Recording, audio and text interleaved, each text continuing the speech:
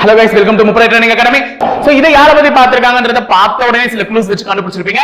இவருடைய படைத்தளபதி யாருன்னு பாத்தீங்கன்னா மாலிக் கபூர். இவரை வச்சு இன்னைக்கு நம்ம யாரை பத்தி பேசணும்ன்ற பாயிண்ட் இந்த நேரத்துக்கு நீங்க சேகரிக்க ஆரம்பிச்சிடலாம். இவர் வந்து ஹீலியா முறைன்னு ஒண்ணத்தை பின்பற்றி இருக்கார். அந்த ஹீலியா முறைனா என்னன்னா படை வீரர்களை தரம் பிரிக்கிறது. இது மட்டும் இல்லாம குதிரைகளுக்கு சில முறைகளை பின்பற்றி இருப்பார். அது என்னன்றதெல்லாம் மறக்காம கமெண்ட் செக்ஷன்ல கமெண்ட் பண்ணுங்க. சோ ஹீலியா முறையை பின்பற்றிய அரசரும் ஒருவர் இவர் ஆவார். சோ அதுக்கு அடுத்தது 1309ஆம் ஆண்டு காக்கித்திய படையெடுப்பு. மொத்தமா 5 படையெடுப்பு நடந்திருக்கும். அதுல ஒரு முக்கியமான படையெடுப்பை நான் சொல்லியிருக்கேன். மீதி இருக்கக்கூடியதா நீங்க தான் கமெண்ட் செக்ஷன்ல சொல்ல போறீங்க. மது சூதாட்டம் போதைப் பொருள் போன்றவை இவருடைய ஆட்சி காலத்துல இல்லவே இல்லை, அறவே.